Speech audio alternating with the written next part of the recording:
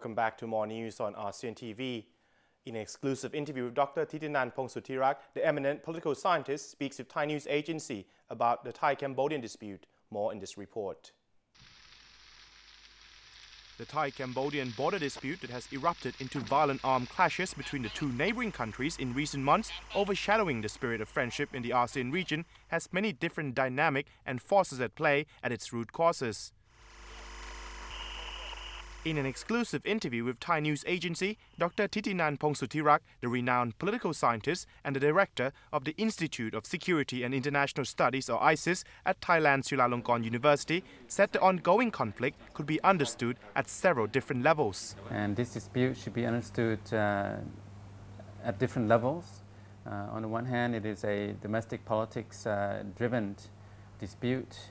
As we know, Cambodia has been embroiled in Thai politics by taking sides in Thai politics, in the Thai polarization.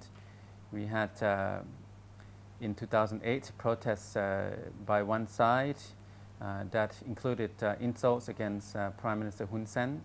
So after that side, that government fell in Thailand. The opposing government came to power, and Prime Minister Hun Sen undertook some retribution by appointing Thaksin Shinawatra, the former Prime Minister, as economic advisor, and then inviting Thaksin to give a lecture in Phnom Penh at a time when Thailand was deeply divided. The domestic political games that resulted in the current dispute has to be viewed, argued Thitinan, on the historical context of bilateral tension between the two sides. And then the bilateral relationship between Thailand and Cambodia has always been contentious, off and on. There have been different periods of conciliation, alternating with friction and tension. And during Thaksin's time, even back almost 10 years ago, we saw the torching of the Thai embassy in Phnom Penh. So, this recent phenomenon of Hun Sen supporting Thaksin basically was a reversal from what Thaksin encountered earlier on. But at the same time, there's historical hostility between the two sides going back centuries. And then the mapping, the Franco-Siamese Treaty in 1909 produced this map, which has become the source of contention here.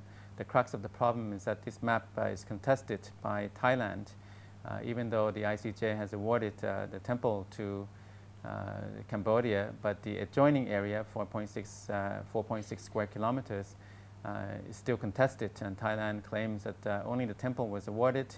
The adjacent land should still belong on Thai soil, and Cambodia insists otherwise, that the temple comes with the adjoining land.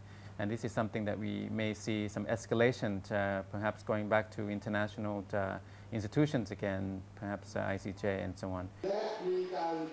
As Thai domestic politics is one of the main sources of the recent tension between Thailand and Cambodia, Dr. Thitinan also put the border conflict in the context of Thailand's contemporary political development.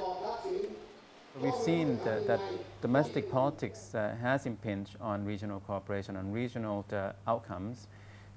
We see now that Thailand will have another election, and somehow the Thai-Cambodian border dispute has become a pawn in the Thai political game, in Thai politics. It has not been helped by the fact that Prime Minister Hun Sen has taken sides in this, and certainly Thai politics is very nasty now.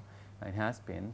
So the elections this year in July, if it turns out to be free and fair and the results are accepted and Thailand can somehow reach a new consensus on its own future, it is undergoing a transformation, not just a transition, and that transformation has to be agreed by all sides, and it has to involve concessions, compromises, and if Thailand can achieve a new consensus and resolve its own domestic political crisis, then this would bode well for regional cooperation, because then the atmosphere, the environment would be more conducive to settle this dispute with Cambodia, and also to resolve other conflicts within the ASEAN framework. ASEAN, particularly its current chair Indonesia, have been trying to mediate and find solution to this conflict between Bangkok and Phnom Penh, noticeably during the emergency foreign minister meeting in February and the recent concluded 18th ASEAN summit in Jakarta. Through this effort, Dr. Thitinan said the Thai-Cambodian conflict could have far-reaching implications for this region. Sometime among the ASEAN elites, the Cambodian-Thai border dispute spoils that atmosphere of ASEAN unity and undermines the ASEAN Charter. So the regional implications are far-reaching. If Indonesia this year, in 2011, Indonesia is a chair, if Indonesia is not allowed a mediating role somehow, it will be a blow to Indonesia and also a blow to ASEAN. This is a bilateral conflict that has become a thorn on ASEAN side, and they have to find a way to resolve it with some mediation. Cambodia, of course, wants mediation. Cambodia wants to multilateralize the bilateral rift as much as possible, but Thailand wants to keep it strictly bilateral. So somehow Indonesia has to be allowed a role in the ASEAN context as chair of ASEAN. Otherwise, the bilateral conflict will remain unresolved, and we will see more military skirmishes involving casualties, heavy artillery and weaponry for some time, off and on. While tension persists between the two countries, efforts to resolve the conflict are ongoing. Dr. Thitinan said some of the existing agreement and diplomatic framework between both countries could be used as point of departure in the search for a lasting resolution. Now, we've had a couple of other agreements that I think need to be revived and reconsidered. In 2008, there was a joint communique between Thailand and Cambodia. That joint communique became a lightning rod for the local protesters in the PAD. But that joint communique, if it stipulated that the temple belonged to Cambodia, but the adjoining land should be jointly developed, all outcomes have to be agreed upon, then it's a kind of a communique that Thailand would benefit from. Somehow Thailand has to reconsider that. Another agreement I think that has been put on the back burner is this regional observers from Indonesia. Indonesia, as a mediator, initiated a move to place Indonesian observers on the Thai side and on the Cambodian side, and this was an agreement that was brokered last February. But since then, Thai politics has become more complicated. The army has disallowed that, basically superseding the authority of the civilian PISIT government.